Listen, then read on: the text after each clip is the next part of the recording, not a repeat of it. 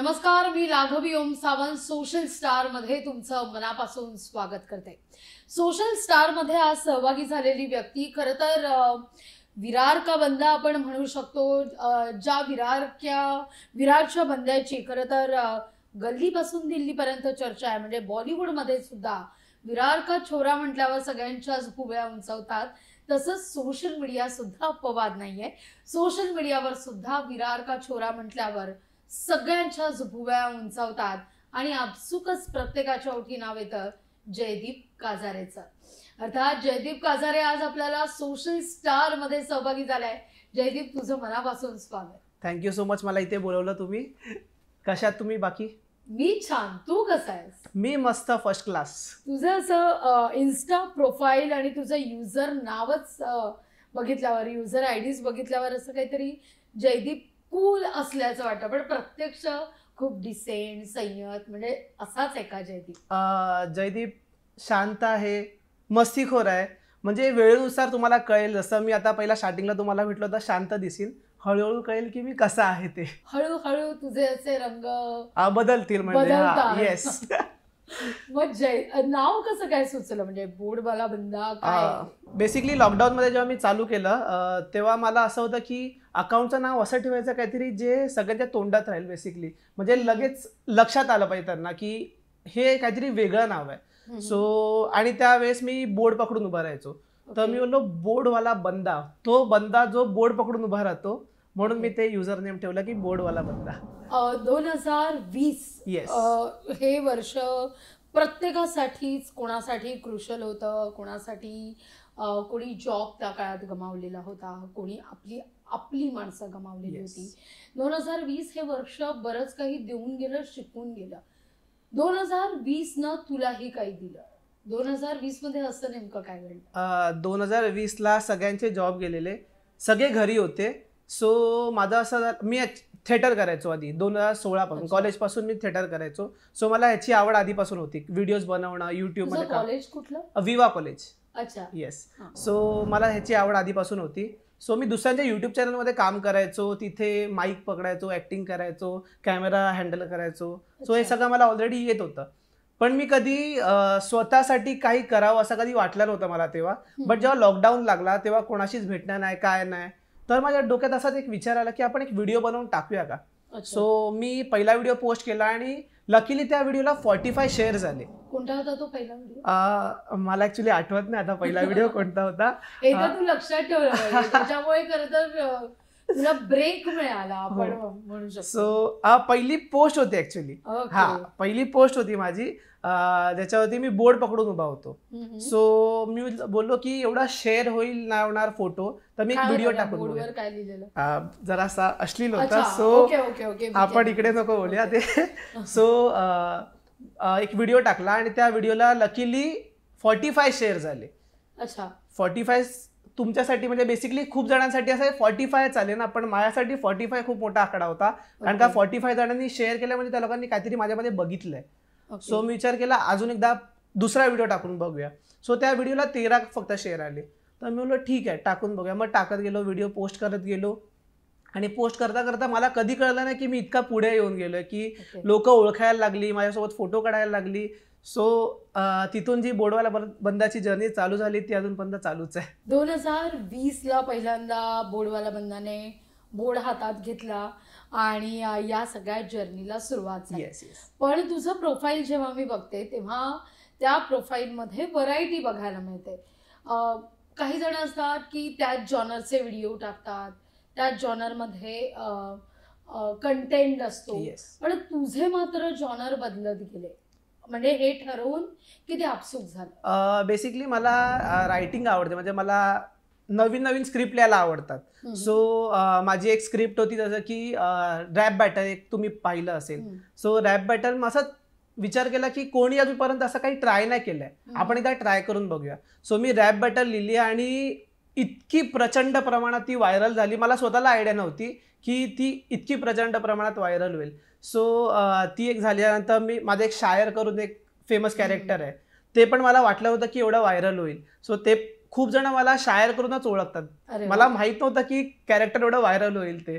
त्यानंतर कपलवाले रील्स माझे संजना सोबत ते पण खूप व्हायरल झाले. बेसिकली त्या रील पासूनच मी फेमस झालो असं मी म्हणेन, कपल्सवाल्या रील पासून. खूप साधे साधे आणि हलके फुलके तू विषय घेतोस, हे ठरवून करतोस की आपल्या डेली लाईफमध्ये जे काही घडतं त्याच्यावरती मी व्हिडिओ बनवतो. बेसिकली आपण आता बोलतोय त्याच्यावरती पण मला काय सुचलं की उद्याला तुम्हाला तो कॉन्टेंट दिसेल. अरे बापरे.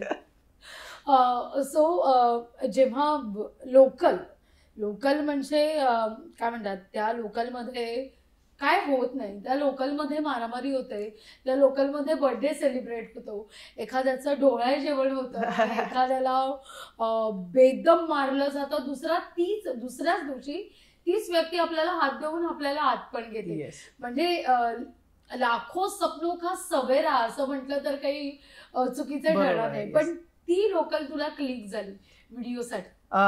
मी जेव्हा चालू केला माझी जर्नी तेव्हा मी जॉबला होतो. अच्छा. सो मला एकच दिवस मिळायचा संडे, त्याच्यामध्ये शूट करायचं असायचं. सो मी विचार केला की संडेला आणि पूर्ण दिवस म्हणजे 9 ते 6 ऑफिस, त्यामध्ये क्रिएटिव्ह सुचणं म्हणजे आपण जेव्हा माणसांना बघतो तेव्हा मला विचार येतात. मी पुस्तक वाचत नाही, काही नाही, म्हणजे मी खूप आळशी मुलगा आहे. हे माझ्या मम्मीला सांगायला असं आवडेल सगळ्यांना की मी आळशी मुलगा आहे. हो, मी स्वतः पण मानतो. सो मी असं कुठेतरी ऐकलंय की आळशी माणसं आळसपणामुळे काहीतरी खूप क्रिएटिव्ह करून जातात, कारण त्यांना कष्टाची कामं करायची नसतात, म्हणून त्यांना असे शॉर्टकट. येस. सो मी माणसांना बघतो बेसिकली. सो ट्रेनमध्ये जे काही दिसतं, जे काही घडतं त्याच्यावरती मी कॉन्टेंट लिहायचं ट्राय करतो. असंच रॅप बॅटल पण असे नॉर्मलच वाक्य आहे. त्याच्यामध्ये असं होतं की वो गेट पे वो खड़ा है क्या, पाव के बीच में वड़ा है क्या, ये शाणे तू ट्रेन में पहिली बार चढा है क्या. ते पहिली बार चढा है क्या सगळे बोलतात एक दुसऱ्याला आणि ते मला फिट करायचं होतं. सो त्याच्यामध्ये बसलं ते की बोरिवली में विरार उतरना है तो बोरिवली की ट्रेन, सॉरी बोरिवली उतरना है तो विरार की ट्रेन में चढा क्यों. ते प्रत्येकाचं येस. सो हे डायलॉग जे असतात ते मी म्हणजे वाक्य जे असतात ते मी डायलॉग मध्ये कन्वर्ट करतो. अच्छा. आणि तेच व्हायरल होतात, ते रिलेटेबल वाटतं सगळ्यांना. पण असं केव्हा झालं की जेव्हा तू फर्स्ट व्हिडिओ टाकलास किंवा 2-3 व्हिडिओ अपलोड झाल्यानंतर घरच्यांना कधी कळलं की जयदीप असं काहीतरी करतोय? घरच्यांना माहीतच होतं. मी जेव्हा कॉलेज, तुम्हाला सांगितलं मी युट्यूब करायचो. सो दिवसभर घरी नसायचोच. युट्यूबचं काम म्हणजे खूप जणांना असं वाटतं की इझी आहे, बट ते इझी नाही आहे. खूप करायला लागतं यासाठी की स्क्रिप्ट रायटिंग पासून, कॅमेरा हँडलिंग पासून, सगळं ऍक्टिंग पासून, जोपर्यंत शेवटचा सीन शूट होत नाही तोपर्यंत आपण निघू नाही शकत तिथून, आणि त्यासाठी पूर्ण दिवस जातो. सो बेसिकली मी माझं जेव्हा सुरू केलं हे, तर खूप जण आधी स्टार्टिंगला असं ठीक आहे करतोय, घरच्यांचं करतोय करून दे. नंतर मम्मीला घेतलं, मम्मी पण करायला लागली, मम्मीला पण आवडायला लागलं करायला. लॉकडाऊन मध्ये काहीच काम नव्हतं कोणाला, सो मम्मी पण ऍक्टिंग करायची. सो नंतर जेव्हा बाहेरची लोक बोलायला लागली की जयदीप छान करतोय, की माझ्यासोबत फोटो काढायला लागले किंवा माझ्याबद्दल चांगलं बोलायला लागले, तेव्हा घरच्यांना पण असं वाटलं की मुलगा काहीतरी करतोय. आणि घरच्यांचं एकच होतं की बाबा तू घरी पैसे दे आणि तुला जे करायचंय ते कर. Marathi family, typical Marathi family, की बाबा तू जॉबला लाग आणि जे तुला करायचंय ते कर. सो मी पण त्यांचं ऐकलं. जॉब करता मी हे सगळं करतोय. सो तू जसं आता सहज उल्लेख सुद्धा केलास की तू नाटकात होतास. नाटक करता करता या सगळ्या गोष्टींकडे वळालास. पण नाटकात कसं असतं की तुम्हाला चटकन रिॲक्शन मिळते. त्या स्टेजवर तुम्ही एखादा डिलिव्हर केलं तर तुम्हाला लगेच लाफ्टर मिळतो. इथे तुम्हाला त्या तुलनेनं लेट रिॲक्शन मिळते. नाटकाला केव्हा सुरुवात झाली, म्हणजे ती प्रोसेस तेव्हा असं कधी वाटलेलं की मी या ठिकाणी वळीन किंवा हा जॉनर आहे माझ्या? जेव्हा मी बीकॉम केलंय पहिला, तर BMM नाही केलंय. म्हणजे एक उत्तर ध्रुव आणि एक दक्षिण ध्रुव असं. माझं कसं आहे, मी बीकॉम केलंय, मी नाटकात गेलो, बँकिंगचा जॉब केला, त्यानंतर मी क्रिएटिव्ह फील्डमध्ये आलो. म्हणजे सगळं भलतंय माझं. सो काहीच मॅच नाही, कसलाच काही मॅच नाहीये. मी नाटकाला जायचं रिझन हे होतं की माझे जे कझिन्स होते ते मला बोलायचे तुझ्यामध्ये ना एक ऍक्टिंगचा किडा आहे, तो आम्हाला दिसतोय, तू आहे ना थिएटर एकदा ट्राय कर कॉलेजमध्ये असतं. आणि मला कॉलेजमध्ये माहित नव्हतं थिएटर आहे नाहीये, मी कॉलेजला पहिलं वर्ष तर गेलो नाही पहिली गोष्ट. अरे कारण बापरे, का मला असंच मला माहित नाही, असंच सगळे मित्र बोलायचे फिरायला जाऊया जाऊया, हा चल जाऊया, क्रिकेट खेळूया, हा चल खेळूया, हे चालू होतं. सो माझे कझिन्स बोलले की तुझ्या कॉलेजमध्ये थिएटर असेल, एकदा जाऊन चेक कर.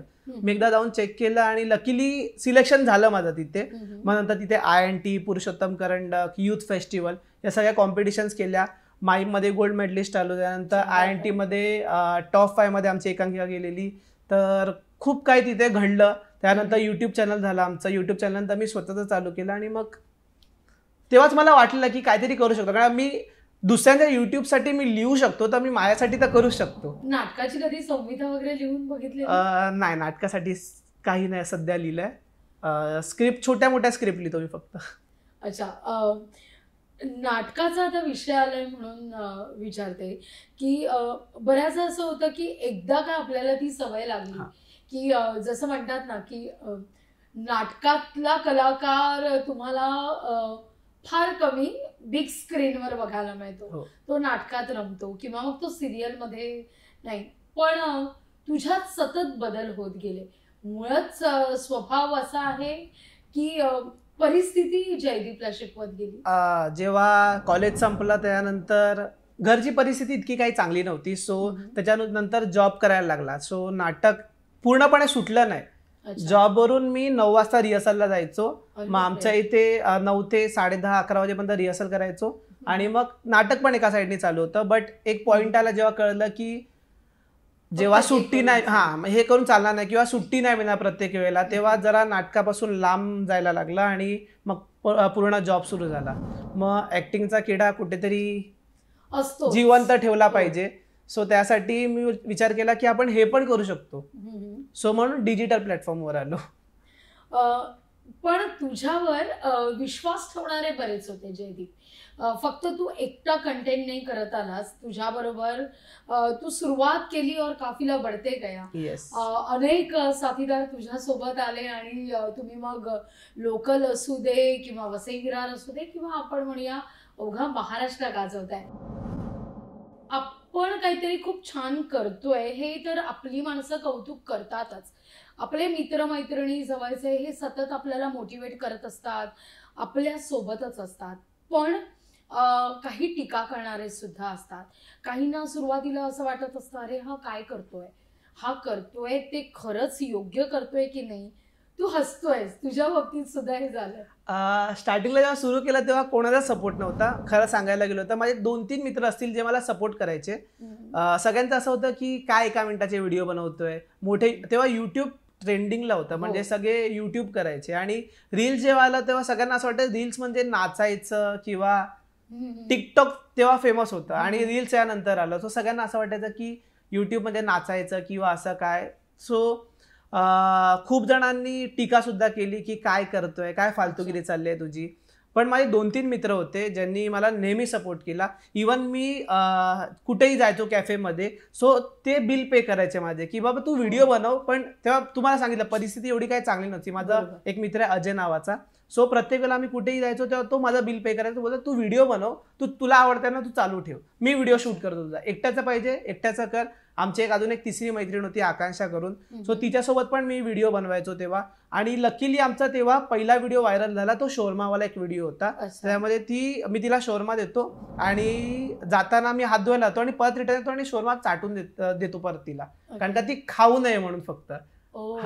सो तो रील माझा सगळ्यात पहिला व्हायरल झाला आणि त्या रील नंतर खूप जणांचा सपोर्ट मिळायला लागला की अरे तुझा तो व्हिडिओ पाहिला, चांगला होता, माझे मित्र मला पाठवतात. ते जेव्हा व्हायला लागलं ना तेव्हा मला कळलं हा चला आता सगळ्यांचा सपोर्ट येतोय, आता काहीतरी करू शकतो. मग जे टीका करायचे ते पण सपोर्ट करायला लागले. एक सांगायला आवडेल मला की त्या दरम्यानच एका मुलाचा मला मेसेज आलेला, शाळेतला मित्र होता. त्याचा मेसेज आला की काय फालतूगिरी करतोयस, असा त्याचा मेसेज होता. सो तो मेसेज मी वरून वाचला पण ओपन नाही केला मी तो मेसेज. आणि आता रिसेंटली मी परत जाऊन तो बघितला मेसेज, तर त्यांनी तो अनसेंड केला होता. अरे वा, हा किती मोठी बावती आहे. सो मला बरं वाटतं, शाळेतले मित्र पण खूप चांगलं कौतुक करतात, खूप चांगलं बोलतात माझ्याबद्दल. इवन फॅमिली फंक्शन मध्ये रिस्पेक्ट मिळते. आता आपण असं काहीतरी कधीतरी छान करतो आणि जेव्हा आपल्याला कौतुक होतं किंवा आपल्याला शाबासकीची थाप मिळते ना, तेव्हा आपल्याला आणि हुरूप येतो या सगळ्या गोष्टी करण्याकरता. पण जसं जयदीप तू सुरुवातीलाही उल्लेख केलास की युट्यूब करणं किंवा कंटेंट करणं हे सोपं नाहीये आणि या काळात इतकी स्पर्धा असताना नाहीच नाही, कारण सतत सेकंदाला अनेक गोष्टी बदलत आहेत, अनेक जण एका वेळी कंटेंट टाकतायत. तुमचं वेगळेपण तुम्ही कसं जपताय? मी पहिला स्टार्टिंगला जेव्हा चालू केलं तेव्हा पब्लिकला काय बघायचं मी आधी ते दाखवायचो, की ऑडियन्सला बघायचं आहे की ट्रेनवाले व्हिडिओ. मला कळलं की बाबा ट्रेनवाले व्हिडिओ पब्लिकला बऱ्याचदा, सॉरी मी तुला मदत करते, पण हे बऱ्याचदा लोकांना कळत नाही की ऑडियन्सची टेस्ट काय. लोक आपली टेस्ट ही ऑडियन्सला आवडावी याकरता प्रयत्न. त्यासाठी तुम्ही जेव्हा कॉन्टेंट लिहितात तेव्हा ना तुमचा टार्गेट ऑडियन्स पाहिजे असतो. आता मी लोकल ट्रेन टार्गेट ऑडियन्स आहे, मग त्यांना रिलेट काय होईल ह्याच्या हिशोबाने लिहितो. किंवा माझा कॉलेजचा स्टुडंट म्हणजे कॉलेजचा ऑडियन्स आहे माझा, मग त्यांना रिलेट काय होईल की मी बंक मारून सिगरेट पियायला बसलो किंवा फॉर एक्झाम्पल सिगरेट पियायला गेलो, हे पब्लिकला लगेच रिलेट होईल. कारण किंवा बंक मारून आम्ही कुठेतरी फिरायला जातोय, कॉलेजलाच बंक मारला बेसिकली, सो ते त्यांना रिलेट होतं. त्यानंतर ऑफिसचा इफ मला करायचं असेल तर ऑफिसमध्ये काय झालं, बॉसला आम्ही पाठवून काय बोलतोय, बॉस आल्यानंतर आमचं रिएक्शन काय असेल, हे खूप जण रिलेट करतात या गोष्टी. सो आम्ही पहिला ते टार्गेट ऑडियन्स विचार करतो, त्यानंतर आम्ही कॉन्टेंट लिहितो. ओके, आधी तुमचा टार्गेट ऑडियन्स फिक्स होतो आणि त्याच्यानंतर येस.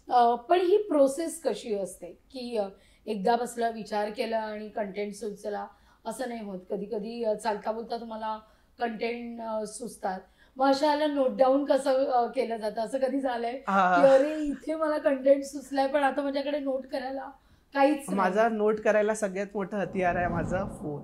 ओके, मी रात्री झोपताना माझ्या बाजूला फोन ठेवतो. रात्री 3 वाजता मला सुचला, मला मध्यरात्री मला कॉन्टेंट सुचतात, मेन तर चांगले कॉन्टेंट. आणि पहिल्या स्टार्टिंगला असं व्हायचं, मी उद्या सकाळी विचार करतो म्हणजे आठवेल मला, आणि जेव्हा सकाळी उठतो ना नाही आठवत, म्हणजे अरे काय होता कॉन्टेंट, दिवसभर माझा चांगला होता पण होता काय तो, असं व्हायचं. मग मी रात्री आता फोन माझ्या बाजूला ठेवतो आणि फोन असा आठवला ना की हा कॉन्टेंट आहे, मग असे डोळे माझे असे असतात, मोबाईल घेतो, मला दिसत नाही काय लिहितोय मी, पण 1-2 शब्द टाईप करून ठेवतो. त्यानंतर मला असं सुचतं की बाबा हा लिंक लागते की बाबा हा कॉन्टेंट होता, या शब्दावरून मग कॉन्टेंट खिचतो मी. किंवा आता तुम्ही बोलले की बाबा स्क्रिप्ट राईट करणं सोपं नसतं, आपण जे बोलतोय ती स्क्रिप्ट आहे ऍक्च्युली. आपण जे बोलतोय तेच मला परत करायचंय म्हणजे व्हिडिओमध्ये, तेव्हाच पब्लिकला रिलेट होणार आहे ती गोष्ट. मी काही वेगळं केलं तर त्यांना बघायला आवडणार नाही कदाचित. रोजच्या जगण्यातले विषय लोकांना बरंच काही ऍक्च्युली. तू या सगळ्या ह्याच्यात तुझं जर प्रोफाईल बघितलं तर लोकलचा विषय तर आहेच, पण साधे हलके फुलके सुद्धा विषय आहेत. म्हणजे मित्रमैत्रिणीचं नातं असू दे किंवा आई मुलाचं नातं असू दे, असे जे रोजच्या जगण्यातले विषय आहेत ते तू मांडण्याचा प्रयत्न केलास.